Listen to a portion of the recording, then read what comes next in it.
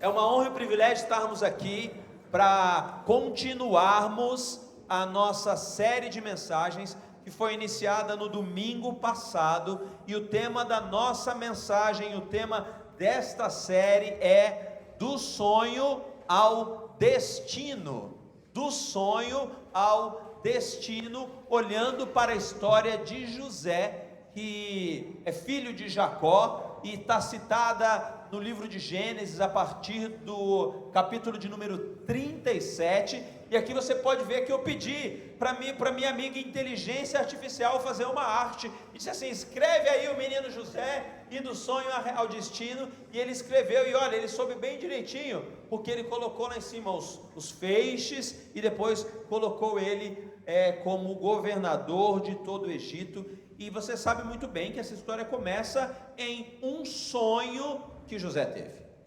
José sonhou que o feixe dele estava em pé e os outros feixes se prostravam diante dele, se dobravam diante do feixe dele. Depois ele teve um outro sonho, e esse sonho foi mais assim, ousado, né? De que o sol, a lua e 11 estrelas se prostravam diante dele. E você sabe muito bem, a história mostra, é a realidade, glória a Deus e aleluia, de que, fica tranquilo aqui, ó, deixa chover, não tem problema não, depois a gente seca, que esse foi um sonho dado por Deus, esse foi um sonho em que Deus colocou no coração de José. E eu quero dizer para vocês, irmãos, nesta manhã, eu tenho certeza absoluta, o sonho que Deus colocou no coração de José, não precisa não, mano, tá tudo bem, fica tranquilo, dê só o paninho, dê, eu agradeço. Obrigado, querido. Deixa eu te dar um beijo, você é uma bênção, você cuida tão bem. Obrigado, viu, mano? Quem falhou fui eu, não foi você, fique tranquilo em relação a isso, viu? Glória a Deus, ó, era para mim fazer aqui um momento de mostrar para você que cuidar, nós vamos falar sobre isso, cuidar das coisas também é importante. Deus é demais, Ele faz as coisas do jeito que tem que ser. Do mesmo jeito que José teve um sonho, e o sonho é que ele seria quem? Ele seria alguém que dominaria, que governaria sobre uma nação. Ele não sabia que era isso, ele achava no primeiro momento que era apenas ele maioral dentro da sua família, mas se você ler no livro de Gênesis a história de José, você vai perceber que era muito mais do que ele podia imaginar. Ele seria alguém fundamental para todo o povo hebreu, para todo o povo egípcio na época em que ele viveu. O sonho que Deus colocou no coração dele era que ele seria alguém que governaria. E eu tenho aqui a certeza absoluta que sobre a vida de cada um de nós, sobre a vida do Jussival, sobre a vida da Tati, sobre a vida do Lucas, sobre a vida do Epifânio, sobre a vida da Érica, sobre a vida do Fernando que está viajando ainda por aí, sobre a vida de todos nós, eu tenho certeza que Deus tem um sonho específico para que nós possamos cumprir com o nosso propósito aqui na terra. Pode ser que o sonho não seja ser governador do Egito como era de José. Pode ser que o sonho não seja para ser um pastor de uma grande igreja. Pode ser que o sonho dele não seja você ser um jogador de futebol influente lá na equipa que você vai estar a jogar. Pode ser que o sonho dele não seja que você seja presidente da república, mas pode ser. Mas mais do que isso, o importante, meus irmãos, o importante é que você entenda que Deus tem sim um sonho para você. Ele te fez com um propósito, Ele não te fez apenas por acaso, te lançou no meio do mundo, expressão cearense, te lançou no meio do mundo, simplesmente para nada. Primeiro de tudo, você precisa buscar a Deus para entender qual é o sonho dele para você. E com José, nós vimos na semana passada, a Sírio quer participar do culto hoje. Está aqui falar no meu ouvido o tempo todo, não sei se é dizendo, não, fala isso agora, não, está amarrada, Sírio, quem vai falar é o Espírito Santo de Deus. A gente viu na semana passada que entre o sonho e o destino de José, a história começa com José com quantos anos, irmãos? Quem esteve aqui domingo passado, com quantos anos? 17, isso mesmo, ponto para as meninas. No caso da Érica que falou lá de trás, 17. Eu ouvi alguém daqui, mas eu não percebi quem foi. 17, mas dando chance para os meninos agora, hein? E com quantos anos foi que realmente se concluiu e se realizou o destino que Deus deu para José? Olha, ponto para o Rogério e para os meninos. Olha só, o leão fugiu daqui. Foi o Jussival? Muito bem, 2 pontos para os meninos. Não, 1 ponto só. 17 anos foi quando o sonho foi dado, e 30 anos foi quando o sonho foi realizado. Ele, um grande governador sobre uma grande nação. Mas nós vimos também que para chegar até lá, ele passou por alguns testes. E na semana passada, meu querido irmão Vitor trouxe aqui com tanta graça, que é uma característica do nosso querido irmão, com tanto carinho, com tanto amor, com tanto sorriso no rosto, com uma voz mais leve. A minha já é mais uma voz de trovão, aleluia, glória a Deus. Mas ele mostrou que José teve que enfrentar o teste do orgulho e o teste do poço. Se você não ouviu a mensagem da semana passada, você pode buscar nas nossas redes sociais. Se você não teve no nosso live, em algum dos lives onde a gente trabalhou sobre essa mensagem, você também pode buscar nas nossas redes sociais, mas você pode participar do live essa semana, que aí a gente faz uma revisão mais ampla do que aconteceu e entra na mensagem de hoje, que é o teste do palácio. Vocês se lembram? José, por motivos que nós já contamos, foi lançado num buraco pelos seus irmãos. Um deles resolveu que não era para matar, porque o desejo dos irmãos era passar o cerol no menino. O mais velho não deixou. O bem falou: não vamos fazer isso com ele não, mas jogaram ele no buraco e ele foi para o poço. Depois ele foi vendido como escravo e foi servir a Potifar no palácio no Egito. E aqui começa então o teste que nós vamos trabalhar neste domingo, neste fim de semana, é o teste do palácio. E vamos ler então o que está aí em Gênesis 39, do verso 1 a 6. José havia sido levado para o Egito, onde o egípcio Potifar, oficial de Faraó e capitão da guarda, comprou dos ismaelitas que o tinham levado para lá. Potifar comprou ele como escravo. O Senhor estava com José. Repete isso comigo. O Senhor estava com... Você sabe que a palavra de Deus diz que o Senhor, Ele é onisciente, onipresente. Você acredita que Deus está aqui? Você acredita que Deus está quando você está na sua casa? Você acredita que Deus está contigo quando você está no trabalho? Mas uma coisa, irmãos, e é importante que você entenda: Deus realmente está em todo lugar, mas há uma diferença entre Ele estar em todos os lugares e Ele manifestar a sua presença em todos os lugares. Você já veio aqui em alguma vigília ou em algum culto que você falou assim: meu Deus, que manifestação da presença de Deus é essa? Você chora e não sabe por que você está chorando. Você se arrepia e não sabe por que está se arrepiando. Você tem assim uma coisa no coração que vai dizendo assim, apertado, porque é o Senhor te confrontando. Você diz: o que está acontecendo aqui? Ou então você tem um sonho, você tem certeza que aquele sonho é dado por Deus. Ou você ouve uma voz, ou alguém chega para você do nada e libera uma palavra sobre a sua vida, dizendo assim: nossa, isso é Deus purinho mesmo.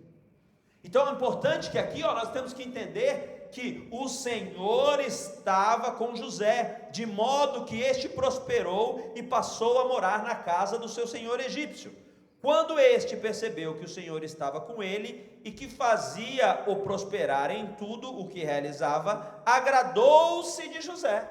Não foi simplesmente porque José era bonzinho, bonitinho, tinha aí o histórico de ter sido coitado, jogado no buraco, ou porque ele tinha tido um sonho. Não.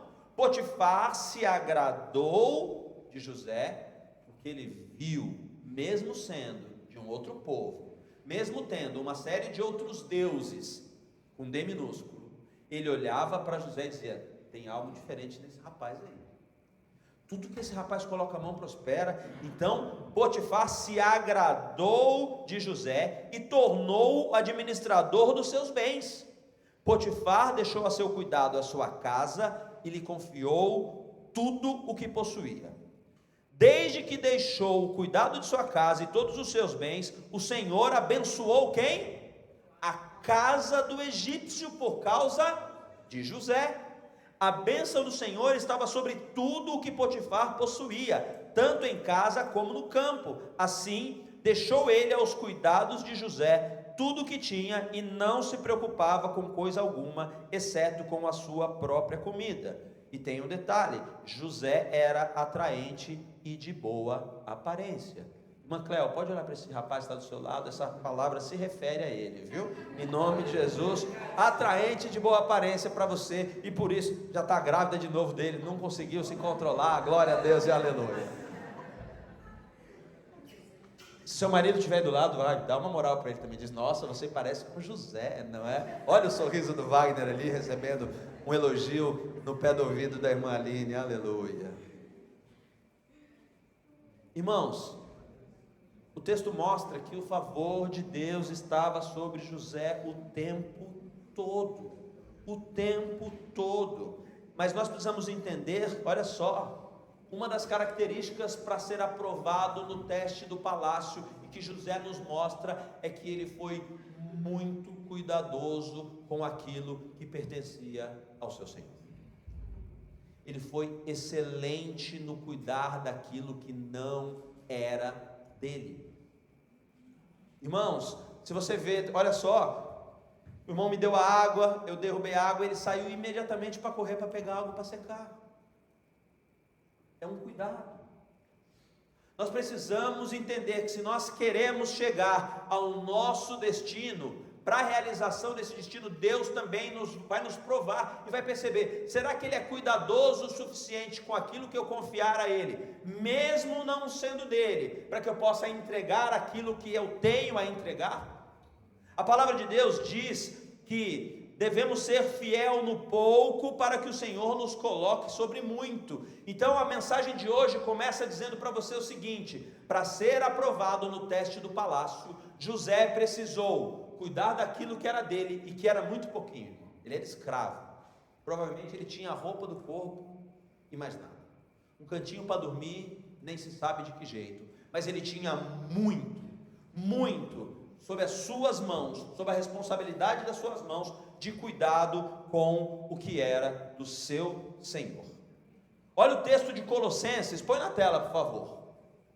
Escravos, obedeçam em tudo aos seus senhores terrenos, não somente para agradar os homens quando eles estão observando, mas com sinceridade de coração, pelo fato de vocês temerem ao Senhor.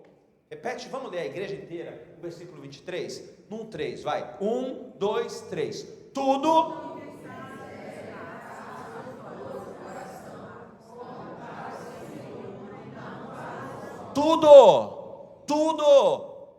que fizerem, façam de todo o coração, como se fizessem para o Senhor e não para os homens, sabendo que receberão de quem? Do seu Senhor da terra? Não, saibam que receberão do Senhor a recompensa da herança, é a Cristo o Senhor que vocês estão servindo.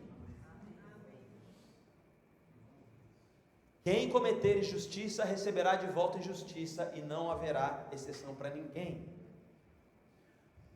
Para sermos aprovados no teste do palácio, precisamos entender: onde quer que estejamos, nós precisamos ser cuidadosos com aquilo que passa pelas nossas mãos, quer seja no trabalho, quer seja na igreja, quer seja na faculdade, na escola, no life group. Como quem esteve no Tadel mais cedo, nós precisamos fazer tudo com excelência. E o primeiro ponto do teste do palácio é ser fiel na administração. E falar em ser fiel na administração fala sobre planejamento, fala sobre disciplina, sobre com aquilo que é seu, gastos calculados, sem procrastinação, sem preguiça. Nós temos uma irmã, queridos, eu vi, não sei se você viu, Paulinha, que trabalhava na igreja, a Scarlett. Ela postou um vídeo ontem. A Scarlett, ela é mãe recente, ela é uma jovem, deve ter 25 anos, 28 anos, não mais que isso. E ela é mãe, e ela tira onda com ela mesma. Ela foi para a rede social dela ontem assim, e disse assim: Ou coisa que eu gosto de fazer, que é procrastinar. Aí ela virou o celular e mostrou as toalhas no varal. Essas toalhas eu tinha posto no varal faz 2 dias. Desde ontem já estavam secas. E o que eu fiz? Procrastinei. Não tirei as toalhas. Sabe o que aconteceu nessa madrugada? Choveu. Agora as únicas toalhas que eu tenho estão tudo molhadas. E aí ela diz assim: Deus me livre da procrastinação. Nós precisamos entender que ser fiel na administração é não procrastinar, é ser sem preguiça. O pastor Eibe conta uma história de um homem que estava perguntando assim para Deus se realmente ele tinha que trabalhar. E ele foi ao pastor Eibe e disse assim: pastor, olha, eu estou sentindo de Deus que Deus não quer que eu trabalhe. Ele falou: meu irmão, acho que isso não é de Deus não, rapaz. Porque a Bíblia diz em 2 Tessalonicenses 3, verso 10, sabe o que a palavra de Deus diz? Cadê? Olha só: quando ainda estávamos com vocês, nós lhe ordenamos isto: se alguém não quiser trabalhar, meu Deus. Irmão, eu vou te dar esse texto como referência para ver que esse teu plano aí, essa tua ideia não vem de Deus. Ok, se já tiver reformado é outra coisa. Mas em plena idade, cheio de disposição, com a ideia de que Deus não queria que ele trabalhasse, meu Deus do céu, misericórdia. Nós precisamos entender que o trabalho, e se você for pegar a Bíblia, você não vai ver Deus chamando ninguém para cumprir um propósito de Deus, de alguém que estava deitado numa rede, com o pezinho no cantinho da parede. Só tinha homem ocupado. Pega Gideão, estava ocupado. Pega Pedro, estava ocupado. E assim vai. Pega Davi, estava ocupado. Todos os homens e mulheres que são utilizados por Deus para cumprir um propósito celestial são pessoas ocupadas. Pastor Eibe disse que recebeu uma outra pessoa outro dia com outra história, dizendo assim: pastor, está ruim, está difícil, eu não consigo arrumar emprego. Ele falou: então eu vou te desafiar, irmão. Você vai trabalhar na função de procurar emprego. 8 horas por dia, irmão. A partir de amanhã você vai procurar emprego. Como é que eu vou fazer, pastor? Tu faz aí o teu currículo, bate de porta em porta, pede uma oportunidade, assim: tem um trabalho aí para me fazer? Não, um jardim para limpar, uma casa para limpar, uma roça para capir, ou uma entrega para fazer, alguma coisa. 8 horas por dia, irmão. Do mesmo jeito que você estivesse trabalhando num trabalho já fixo. Eu te garanto que você vai arrumar um emprego em breve. 3 dias disse que o camarada ligou: pastor, já arrumei o primeiro emprego. Me deram a oportunidade de vender aqui alguma coisa. É uma coisa simples ainda, ganha pouco, é por comissão, mas eu já creio que em breve eu já vou estar muito melhor do que essa situação. Nós precisamos ser fiéis na administração. E do mesmo jeito que nós também precisamos entender que a Bíblia nos chama para ter um coração generoso. Porque se você já tem algo, se você olhar para a história de José, você vai ver que lá na frente, eu vou dar um spoiler do que vai acontecer nas próximas mensagens, você vai ver que um coração generoso foi formado em José. Quem aqui já leu muito minuciosamente a história de José? Alguém já leu? 1, 2. Você percebe, e eu não sei se vocês, irmãos, que já leram a história de José de maneira minuciosa, se vocês já perceberam o que acontece quando José era mais moço, porque você sabe da história. José era filho de Jacó, e Jacó, enquanto Jacó, ele passou a perna, enganou o seu irmão Esaú, e diz que ele tomou a primogenitura de Esaú e recebeu a bênção do seu pai, Abraão. E aí o que aconteceu? Esaú, é de Isaac, obrigado. Ele saiu, Esaú foi embora com o seu povo, eles se separaram, e depois de um tempo eles voltaram a se juntar, e Esaú era um homem forte, guerreiro, tinha uma série um exército de homens também corajosos e fortes, e quando eles se encontram novamente, Jacó estava com muito medo de que o irmão pudesse matá-lo, mas quando eles se encontram, Esaú age de misericórdia com Jacó, e eu tenho certeza absoluta que José viu o o que é verdadeiramente um coração generoso e misericordioso. E o exemplo dado pelo tio formou no coração de José. Alguém que lembra? Os irmãos queriam matar, depois jogaram no buraco, foi vendido como escravo, mas no final um coração generoso se manifestou, porque vindo de Deus há necessidade de se manifestar um coração generoso. Se você quer passar no teste do palácio, você também vai ser testado sobre a qualidade da generosidade do teu coração através de ações.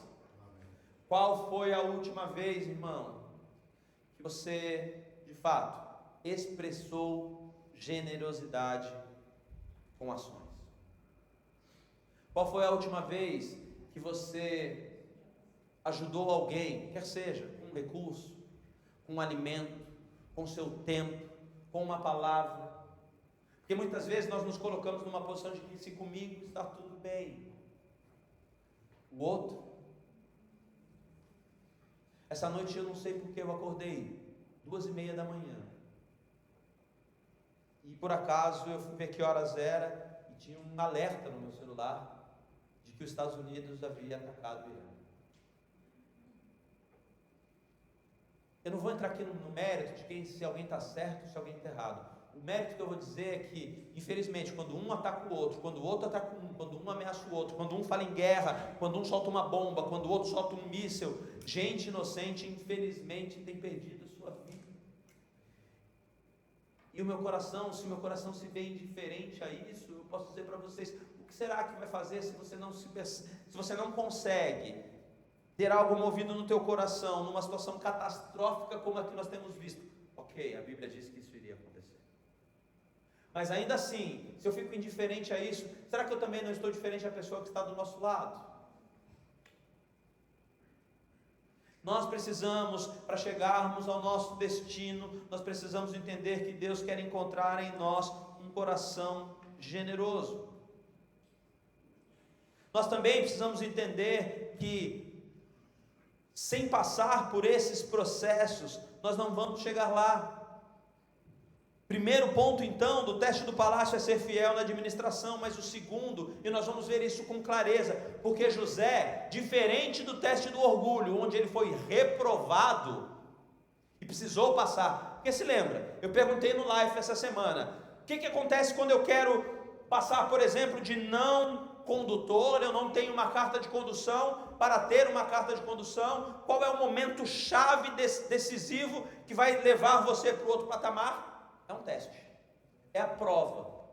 No vestibular, Felipe está estudando, Pedro está estudando, nosso filho da Alessandra, muitos irmãos provavelmente aqui também, em breve, tiveram as provas de fim de ano na sua escola, vão ter, quem sabe, os seus exames nacionais a fazer agora, ou então um teste para ser promovido no trabalho. Por muitas vezes o próximo degrau, irmãos, para subir um degrau, é um teste, é uma prova, depois outra prova, depois outra prova. E nós precisamos entender que se nós não formos aprovados na prova que fomos colocados, o que nós temos que fazer se quisermos continuar no processo? Tem que fazer a prova de novo. Se não passar no teste do orgulho, como não passou o José, o próximo teste que vai vir vai ser o teste do poço. Mas neste teste, José foi aprovado e aprovado com excelência, porque o segundo ponto também precisamos entender que no teste do palácio a nossa integridade vai ser colocada à prova. E aqui mexe de uma maneira muito profunda, porque você pode imaginar que a integridade seja algo para grandes coisas, e a palavra do Senhor voltando, precisamos ser fiel no pouco. Integridade se reflete em pequenas coisas também. José foi fiel e íntegro a Potifar, mesmo sendo um homem que o escravizava, ele continuou sendo fiel. Irmãos, deixa eu contar uma história minha para vocês. Nós morávamos em Fortaleza, e era, acho que próximo a Dia das Crianças, alguma coisa assim, e fizemos lá uma conferência em casa, e decidimos que nós iríamos, Ney, comprar um brinquedo em conjunto, que seria um jogo de tabuleiro. Aí nós fomos lá uma loja, E começamos a procurar que jogo nós vamos comprar. Vamos comprar Quest, vamos comprar Imagem e Ação. E aí, a hora que eu estava passando pela prateleira, tinha Banco Imobiliário e tinha Monopoly. E o Monopoly devia custar à época, sei lá, R$120. Só que tinha uma etiqueta. Eu não lembro o número exatamente, irmãos, mas era algo assim, 40. Eu olhei para aquilo e falei, está errado. Mas imediatamente lembrei que o Código do Consumidor diz que o preço que vale é o preço da etiqueta. E aí falei, vou comprar esse aqui. Dei glória a Deus e aleluia. E aí comprei, mas não só peguei, mas comecei a falar para as pessoas que estavam lá. Olha, vocês viram o preço desse aqui? R$40 está barato demais, vocês não vêm comprar. E falei para um, e falei para outro. E aí daqui a pouco o pessoal percebe um movimento diferente. E aí vem alguém da loja e diz assim, meu Deus, quem foi que colocou esse preço errado aqui? E aí começa aquela confusão, tiram o papel e eu disse, não, peraí, que é isso aí? Não, eu vou comprar nesse preço aí, dá a etiqueta aqui para mim. Irmãos, fiz um barraco. Eu estou no meu direito. Estava ou não estava, irmãos? Estava. Sei que a realidade é que começa a confusão, eu vou para o caixa e ainda um desconforto dentro da loja, e a pessoa que comprou o outro, só mais uma pessoa comprou. E aí estava na fila, e sei que no final, vou pagar 40, é o preço que está aqui, paguei 40, a pessoa pagou 40, e aí a gente descobre que tinha sido uma colaboradora responsável pela reposição dos preços que tinha errado. E a regra da loja, sabe qual é? Quem errou, vai pagar. Eu já tinha pago, já tinha comprado, a pessoa já tinha ido embora, eu fui para o carro, e a hora que eu cheguei no carro, eu já tinha convertido, irmãos. Só que ali, o homem ressurgiu.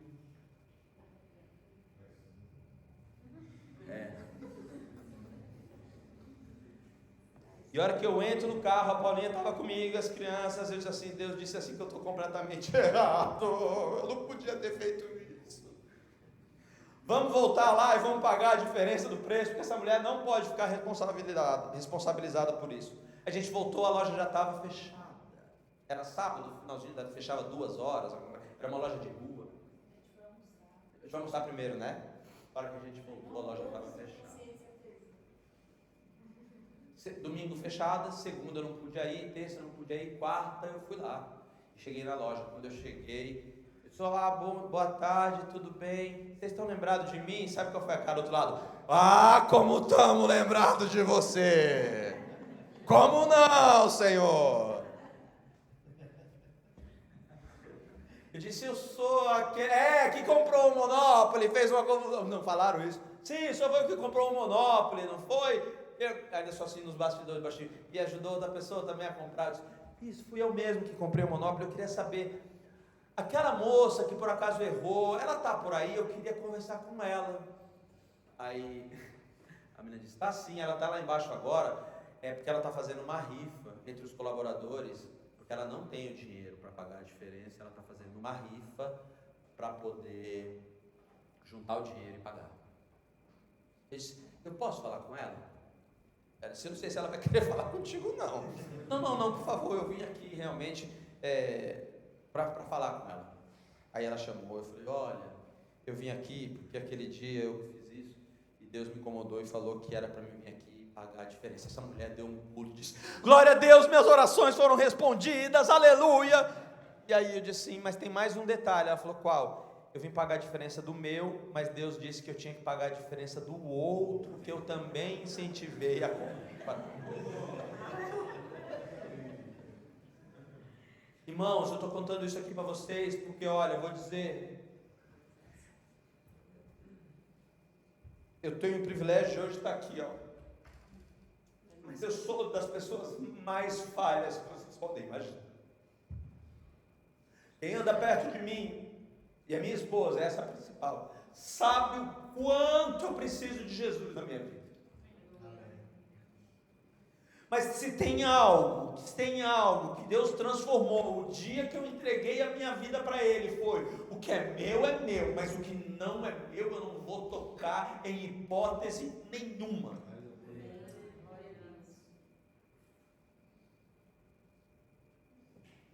Eu falo isso porque antes da conversão, há um evento de carnaval em São Paulo, hoje acho que já não há mais, chamava Folia na Faria. E nós um dia resolvemos ir no Folia da Faria, e a gente ia vender cerveja. Nós fomos no mercado, 3 amigos, e compramos 18 caixas de cerveja em um carrinho, 12 caixas de cerveja no outro carrinho, e fomos para o caixa, e 18 mais 12 dá quanto, irmãos? Dá 30. Mas a menina do caixa fez o quê? 18 mais 12, 20. Cobrou só 20. Pergunta se por acaso um homem, sem estar convertido, sem ter o Espírito Santo morando nele, sabe o que eu fiz? Eu fui e vendi e tomei as outras 10 caixas, eu e meus amigos. Só o Senhor Jesus para transformar um homem caído, devasso, perverso, mau. Só um homem para pegar um porco que gostava de viver na lama, para transformá-lo em alguém que é uma ovelha e não quer mais nem saber do pecado. Mas dentro de mim ainda há uma luta, porque briga o corpo com o espírito, e nós sabemos o que o corpo quer. O corpo parece um porco e ele quer viver na lama. Para nós sermos aprovados, nós precisamos mudar isso, porque tenha certeza, Deus não quer usar porcos para fazer a tua obra. Deus não quer usar porcos para poder fazer com que Ele seja um sacerdote, um representante de Deus aqui na terra. E nós clamamos para que haja a manifestação da glória dos filhos de Deus, porque esse mundo está caído, e se nós um dia fomos alcançados, se um dia nós viramos luz, nós precisamos iluminar essa terra, nós precisamos iluminar essa cidade, e nós precisamos ser íntegros, porque nós precisamos ser exemplo aonde quer que nós passemos. Há 3, 4, 5 semanas atrás, 2 meses atrás, março, começo de março, uma pessoa me mandou um orçamento para o escritório, do escritório que eu sou parceiro. Eu não sou o decisor aqui, eu sou decisor do meu escritório no Brasil. Aqui eu não sou o decisor. E aí o camarada mandou um orçamento, o decisor não gostou do e-mail, disse assim: faz uma pergunta para ele, se ele quer ser parceiro ou se ele quer ganhar dinheiro. E eu disse assim: não vou falar isso de jeito nenhum. Ou nós contratamos o serviço dele e pagamos o valor do serviço que ele nos colocou, ou a gente senta para negociar, mas a gente não vai levar esse assunto. Não vou esfolar o cara e pagar menos do que vale o serviço dele, não. Nós podemos negociar, mas não vou dizer para o cara: você quer ser meu parceiro ou você quer o quê? Esses dias eu contratei o serviço de uma pessoa, e a pessoa me deu o valor, e eu sei que essa pessoa é uma bênção, de um coração tão apaixonado por Jesus. E aí, porque fui eu que fiz o pedido, ela deu um preço, eu falei: não, isso é muito barato, não vou pagar esse preço não. O valor vai ser esse. Não precisa, vai ser esse, porque esse é o certo. Em nome de Jesus, que nós possamos ter integridade de saber aquilo que é nosso, aquilo que é do outro, nós temos que cuidar ainda com mais zelo, se for possível ainda, porque o Senhor espera que nós sejamos pessoas íntegras, assim como José foi íntegro. A palavra de Deus também diz que nós precisamos ser fiéis no relacionamento com Deus.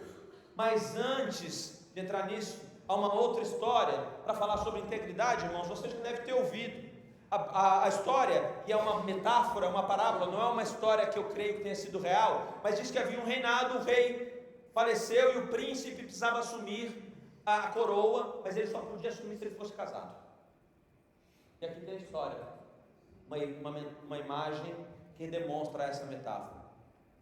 E para decidir qual seria a escolhida, a noiva, o príncipe então chamou todas as mulheres do reino e entregou uma semente na mão de cada uma e disse assim: olha, essa é uma semente, você vai levar, você vai plantar essa semente, e daqui a um tempo vocês vão voltar e vão trazer a flor que der deste vaso, e a que tiver a flor mais bonita vai ser escolhida como a minha futura rainha. E havia uma moça muito querida, muito simples, mas muito íntegra dentro daquele reino, e ela então também recebeu a semente e plantou, e ela plantou a semente, ela agou, ela adubou, ela cuidou, mas passou uma semana, 2, 3, 4, um mês, e nada de sair flor daquele vaso. E ela desesperada disse: mãe, olha só o que está acontecendo, Não saiu nada aqui, não tem nenhuma flor, eu não vou ser escolhida. O rei falou, o príncipe falou que somente aquela que tivesse a flor mais bonita, mãe, mas a minha. Esse meu sonho não vai ser realizado. Chegado o dia que o rei chama e convoca todas as mulheres novamente, todas aparecem com vasos, com flores lindas, e a hora que ela olha diz: nossa, todo mundo tem uma flor, eu não tenho nada, meu sonho é agora que morreu mesmo. E aí entra, todo mundo se posiciona, o príncipe entra, olha para todas, e olha para aquela moça com vaso sem flor, e disse: esta é a minha escolhida. E todo mundo: quê? Como assim? O senhor não disse que era a que tivesse a flor mais bonita que seria a escolhida? E ele disse: sim, e é por isso que eu estou escolhendo ela. Mas como está escolhendo ela? No vaso dela não tem flor. Ele disse: eu sei, eu queria dizer para vocês que eu dei sementes iguais para todas as vocês, e a semente que eu dei era uma semente estéril. Todas vocês que têm uma flor aí, vocês usaram outra semente, e eu disse que era para trazer da semente que eu havia lhe entregue, e a mais bonita das flores é a flor da integridade, por isso que ela está sendo escolhida. Se você quer ver o seu Senhor olhando para você e dizer assim: eis aqui alguém em que eu posso confiar, seja íntegro em qualquer situação da sua vida, não troque, não troque, não troque, sabe, a bênção do Senhor por uma bênção qualquer aqui na terra. Lá na frente você vai ver que o Senhor, Ele é fiel para realizar o teu sonho em nome de Jesus. O terceiro ponto é: seja fiel no relacionamento com Deus. Jesus está o tempo todo à nossa disposição, o Espírito Santo está à nossa disposição, Deus está à nossa disposição, e José buscava a Deus atraindo a manifesta presença dele. Tudo que José fazia prosperava. Você viu isso no texto que nós lemos? Tudo que José fazia prosperava, e Potifar, o seu senhor, confiava cada vez mais em José. E sabe como é que você tem que fazer para ser fiel no seu relacionamento com Deus? Cultive esse relacionamento. O segredo para que haja um relacionamento verdadeiro com Deus é amá-lo. Não de uma maneira religiosa, não por obrigação, não na força do braço, porque se for na força do braço, você vai ficar frustrado. Você precisa entender, e é algo que também eu aprendi com o pastor Eibe. Ele dizia assim: se você quer vencer o pecado, se você quer ser alguém que anda em vitória, se você quer ser alguém que atrai a presença manifesta de Deus e a prosperidade que Deus tem para você, você não pode ficar olhando o tempo todo para o pecado.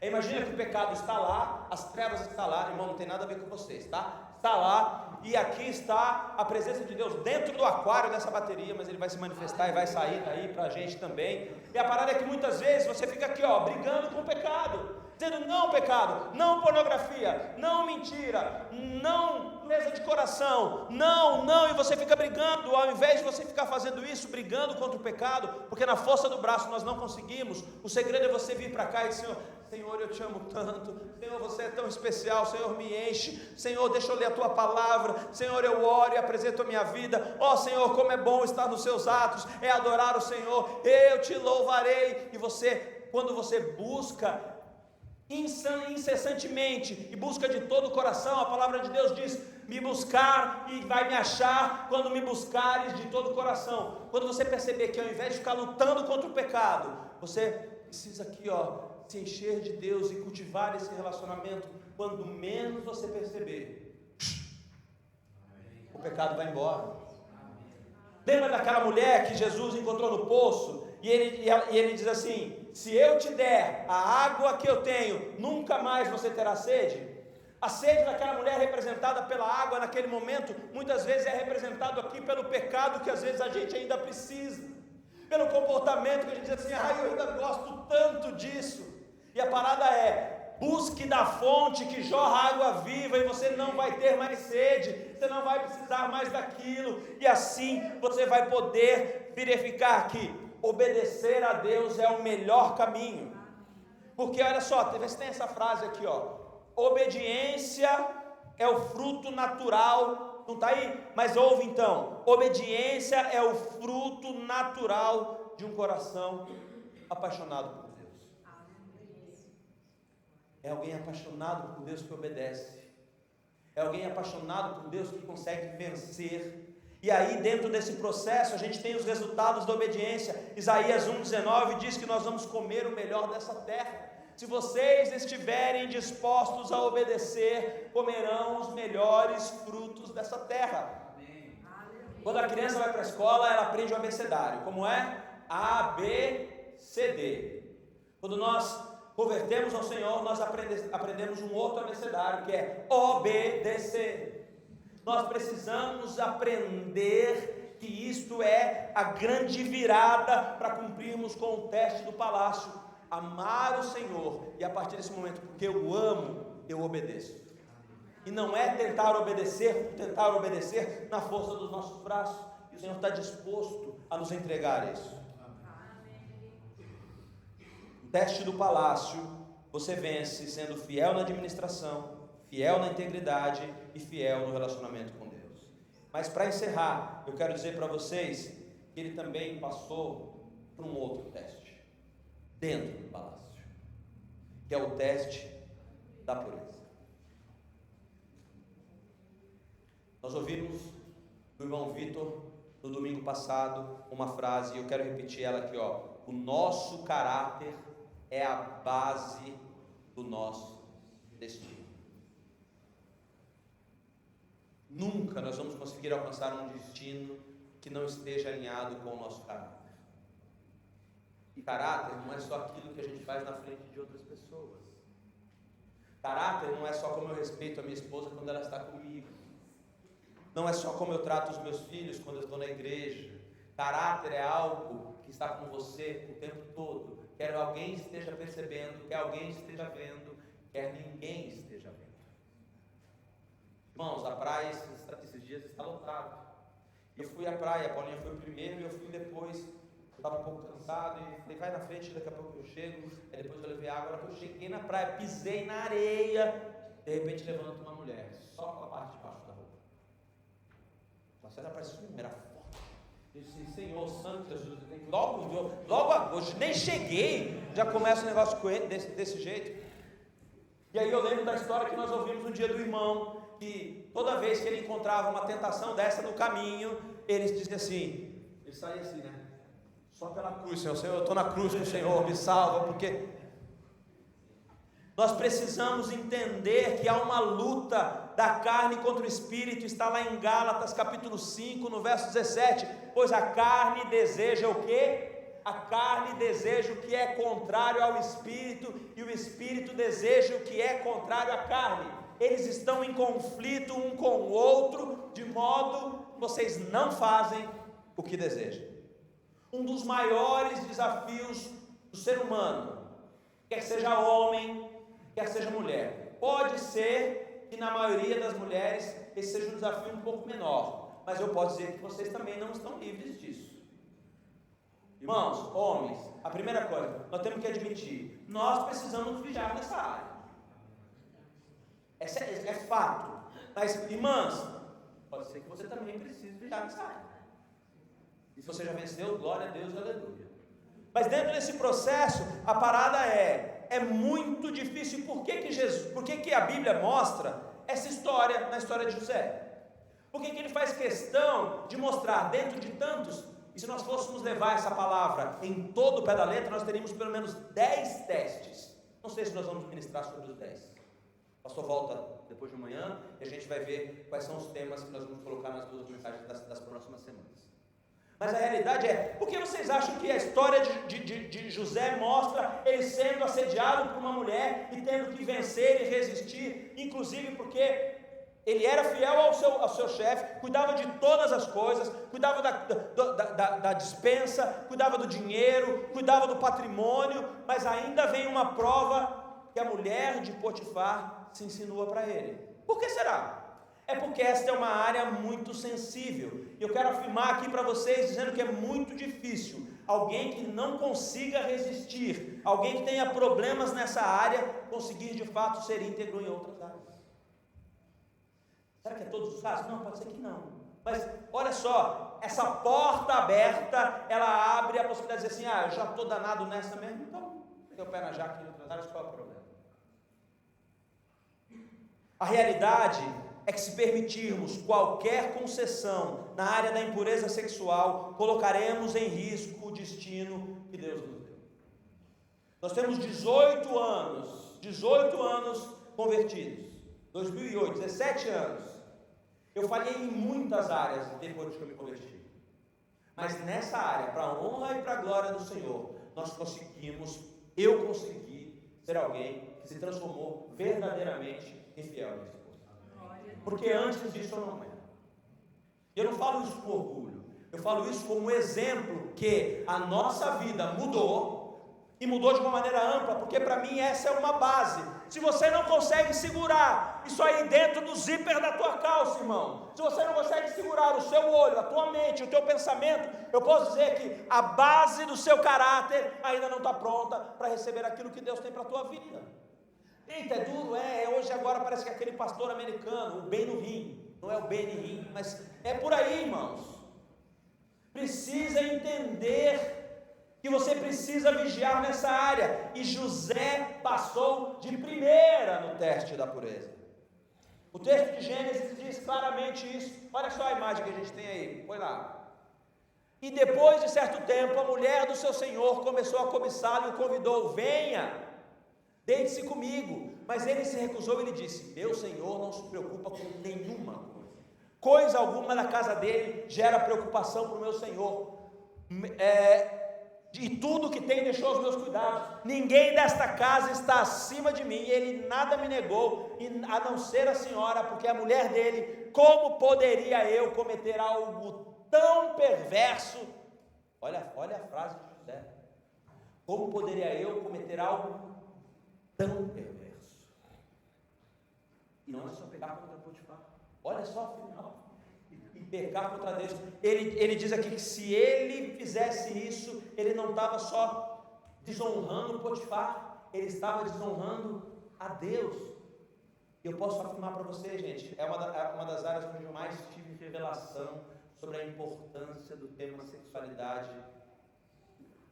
Depois eu fui entender, a conexão gera, a troca, é uma coisa muito profunda. Nós não vamos tentar aqui nisso hoje, mas nós precisamos vigiar para isso. E a Bíblia pede em 1 Coríntios 6, para que fujamos da imoralidade. Em Gálatas 5, 19 e 21, você pode ler de novo a respeito disso, e fala sobre o tempo todo sobre mantermos. A palavra fala para fugir. Põe só, por favor, antes. Fujam da imoralidade sexual. Ele não está dizendo combata, enfrenta. Eu não vou nem ler o resto do texto, porque olha só, fujam da imoralidade sexual, é para realmente fugir, assim como José fez. Quando a mulher de Potifar se aproximou dele, o que ele fez? Correu, fugiu. Ele não ficou lá: eu acho que eu aguento, eu vou ficar aqui só dando uma olhadinha. Eita, essa mulher está bonita mesmo, essa faraó aí, né? Foge, irmão. Se você quer ver os sonhos de Deus realizados na sua vida, foge. É fácil? Não, mas há como vencer. É fácil? Não. É desafiador? É. Para os jovens que estão aí com os hormônios batendo os testosterona 1000 e não sei o que, eu quero conhecer, e a minha vida, eu não sei do dia de amanhã. Não faça hoje por um momento único algo que você possa se arrepender para o resto da sua vida. Porque a santificação gera frutificação. E para encerrar, eu quero dizer para você: se você não passou ainda no teste do orgulho e refletiu essa semana e percebeu: ainda tem coisa em mim que eu preciso melhorar. Se você percebeu que você foi lançado para o teste do poço e ainda continua naquele vitimismo, você não consegue ainda entender que você participou de alguma maneira daquilo que te trouxe para o poço. Se você ainda não entendeu que no poço o único jeito que você tem para sair dele é olhando para cima, olhar para cima significa olhar para Deus. Se você ainda precisa ser aprovado no teste do orgulho, se você ainda precisa ser, aprovado no teste do poço, mas eu quero complementar dizendo: será que você precisa ser aprovado ainda no teste do palácio? Muitos querem ser grandes empreendedores, mas são péssimos colaboradores. Não vai rolar, gente. Não vai rolar. Sexta-feira a gente tem um encontro aqui, a gente tem tido esse encontro desde o ano passado. A gente fala sobre empreender, mas fala para empreender sobre aquele que já empreende, mas aquele que quer empreender para aprender. Será que você tem estudado a respeito daquilo que você quer alcançar? Será que é o teste do orgulho de novo, passando? Não, eu vou conseguir sem estudar mesmo. Dentro desse processo, se você está aqui, mal administrador, preguiçoso, está com aquela história de será que eu tenho que trabalhar, ou trabalha, mas trabalha mal. Se você não tem sido íntegro, se você não tem cultivado uma relação com Deus, e hoje você precisa de uma mudança para passar por esse processo, ou ainda, pode ser que você precise vencer o teste da pureza. Não sei se é orgulho, se é poço, não sei se é pureza, se é palácio, eu não sei qual é o teste, mas eu quero dizer para você uma coisa: se por acaso você tem caído em alguma desses testes, se você tem sido reprovado, se você tem sido reprovada em algum desses testes, eu quero dar os 4 conselhos finais para você hoje, e a gente encerrar esse nosso culto. Não vou filmar. E a gente encerrar esse culto em nome de Jesus e sairmos daqui transformados. Porque não adianta nada, gente, a gente vir aqui, ouvir 50 minutos de sermão e voltar para a rua do meu jeito. Estão perdendo o tempo de vocês, gente, fazendo isso. E Deus olha para você e diz assim: filho, eu estou aqui para te limpar, eu estou aqui para te lavar, eu estou aqui para derramar o meu sangue sobre você, porque foi isso que eu fiz na cruz do Calvário. Eu preciso entender que sem Ele eu não sou nada, e que você possa entender que se você pecar, como por tantas vezes eu pequei, eu caí, eu quero dizer para você que há 4 tópicos, 4 passos muito claros, que o primeiro deles é: arrependa-se. Mas arrependa-se já, não é um remorso, é um arrependimento verdadeiro, dizer assim: eu vou virar as minhas costas para isso, eu vou começar a olhar para Jesus, eu vou pedir perdão e eu não vou mais pecar, eu vou confessar isso, eu vou pedir ajuda, eu vou fazer alguma coisa, mas eu não vou continuar vivendo dessa maneira. Então o primeiro ponto é arrependa-se, o segundo é não aceite a condenação do inimigo, o terceiro é tenha muito cuidado com seus olhos. Posso dar uma dica para vocês? Busquem na internet uma mensagem do pastor Eibe chamada Olhinhos, cuidado com seus olhinhos. É desse jeito, carinhoso assim o tema da mensagem.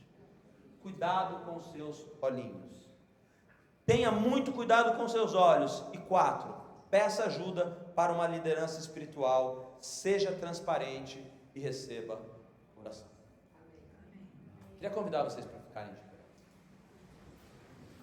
Quero orar para a gente encerrar essa nossa mensagem, para encerrar esse nosso culto, irmos para casa, certos de que Deus tem algo a fazer em nós, e se não tiver algo a fazer em você, glória a Deus, aleluia, mas que esta mensagem possa encontrar em você alguém que retransmita isso para alguém que você conhece.